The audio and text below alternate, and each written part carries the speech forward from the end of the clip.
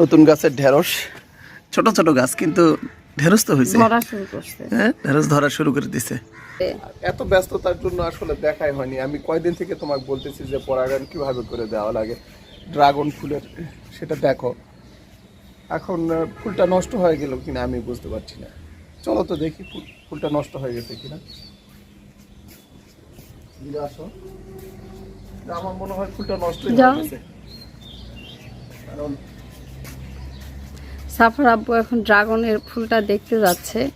আসলে ড্রাগনের গাছের ফুলের পরাগায়নটা যে কিভাবে করতে হয় আমরা এখনো জানি না। আপনারা একটু জানাই থাকলে বলবেন। ফুলটা নষ্ট না, ওর যা হয়েছে হয়েছে, নষ্ট হয়নি, এখন ওটাই ড্রাগন হবে। নিচেরটাই তো ড্রাগন সাফার আব্বু। কি পরাগায়ন হয়ে গেছে? হয়ে গেছে, ফুলটা এখন আস্তে আস্তে শুকায় পড়ে যাবে। সেটা হতে পারে। আচ্ছা আচ্ছা, থাক, খাদ্য দেওয়ার দরকার নেই। হ্যাঁ আচ্ছা ঠিক আছে। আর একটাই ফুল, একটা ফুল দিয়ে পরাগায়ন হয় না? ওর ফুলের নিচের অংশ থেকে পরাগায়ন হয়। মাথাগুলো কেটে দিব নাকি? তুমি কয়েকটা হচ্ছে পেয়ারা বাঁধার ইয়ে নিয়ে আসো, আজকে কেটে দিতে হবে না। পেয়ারাগুলো এখনো ছোট ছোট, দুই একটা তারপর বেঁধে দাও। বেঁধে দেওয়ার মতো দেখতেছি না। আর একটু বড় হোক দেখি, ওদিকে যাই। আলহামদুলিল্লাহ, এই ঢেঁড়স কাঁচাও খাওয়া যায় তাই না? এখান থেকে আর দুইটা ঢেঁড়স গাছ উঠে দিতে হবে, অন্য জায়গায় লাগাই দাও তো। কয়টা গাছ আছে এখানে? এখানে 1 2 3 4 5টা। আচ্ছা, মুঠো দিব, অন্য জায়গায় লাগাই দিব।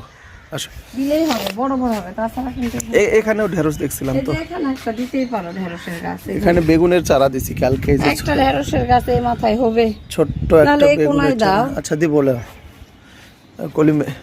এবার করলা নিয়ে আমি ইনশাল্লাহ খুবই আশাবাদী, দেখা যাক। এই করলাটা বড় সাইজের করলা। এর আগে ছাদে যে কয়বারই করলা লাগাইছি খুব ভালো আমি রেজাল্ট পাইনি। এই যে এই মরিচের গাছটা কিন্তু আলাদা, দেখো এই মরিচের গাছটা আলাদা। এই মরিচটা দেখতেও সুন্দর, আমার মনে হয় এটা কাঁচা খেতে ভালো।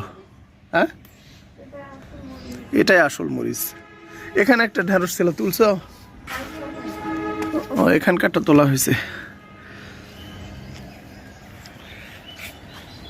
আলহামদুলিল্লাহ। আবার কি ওখানে কি? কি সুন্দর কাঁচা মরিচ, দেখেই তো প্রাণ শান্তি হয়ে যাচ্ছে রে।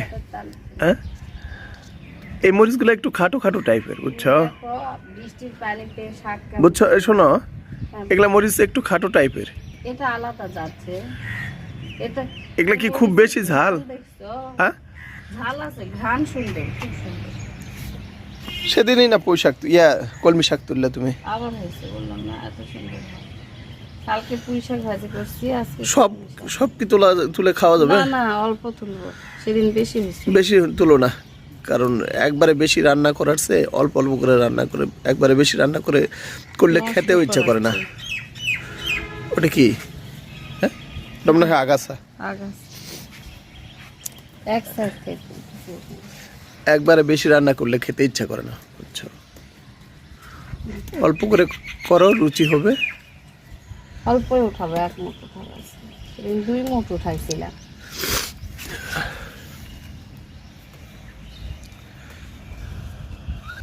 টাটকা কলমি শাক, ছাদ থেকে তুলে টাটকা কলমি শাক রান্না। আর আরেকটা ব্যাপার কি, দেখো কাছ থেকে শাকটা নাও, খুব সুন্দর। প্রতিদিনই কি না? আলহামদুলিল্লাহ। পুঁই শাক, কলমি শাক, গিমা শাক, আর কি, কচু শাক, তারপরে লাউ শাকটা লাগানো হয়। লাউ শাকটা বর্তমানে লাউয়ের গাছটা নেই, নষ্ট হয়ে গেছে।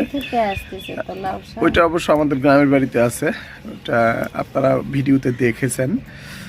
আর আরেকটা হেলেঞ্চা শাকটা বর্তমানে একটু মরা হয়ে গেছে, কারণ ওটা বৃষ্টি না থাকলে খুব একটা ভালো হয় না।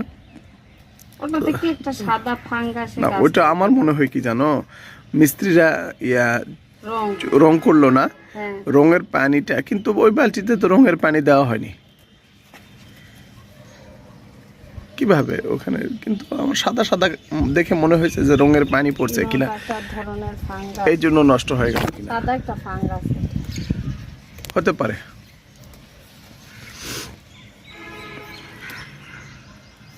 এই যে এটা ওই হবে করে দেখো সুবিধা। হ্যাঁ ঘন বেড করে দেখো। ওগুলো হবে না, আরো নিবা?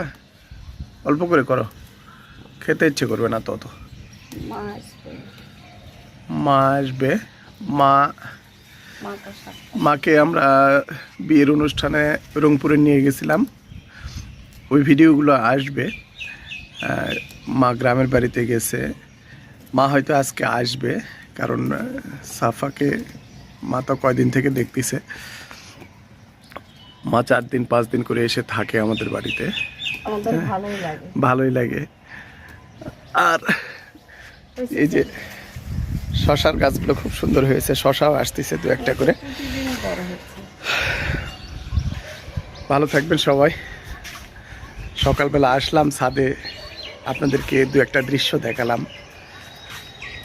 ভালো থাকবেন, আল্লাহ হাফেজ।